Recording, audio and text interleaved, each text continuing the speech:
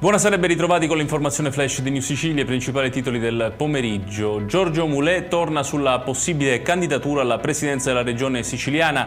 Il vicepresidente della Camera e deputato di Forza Italia si è detto pronto a correre qualora arrivasse una richiesta ufficiale dal partito e dal centrodestra. Mulè ha precisato che la disponibilità non rappresenta una sfida al presidente Schifani e che ogni decisione dovrà essere condivisa dalla coalizione.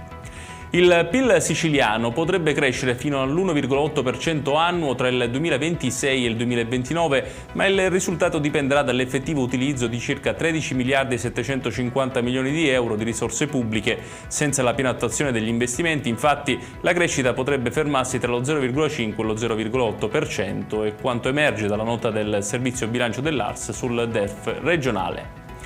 Il caso Stefano Argentino, il Quirinale ha risposto alla madre del giovane morto nel carcere di Gazzi, dove si trovava perché è accusato dell'omicidio di Sara Campanella. Nella lettera viene ribadito che il carcere deve tutelare le persone più fragili e che la morte del detenuto rappresenta una grave sconfitta per lo Stato. Ricordiamo che è stata aperta un'inchiesta in cui risultano indagate 7 persone.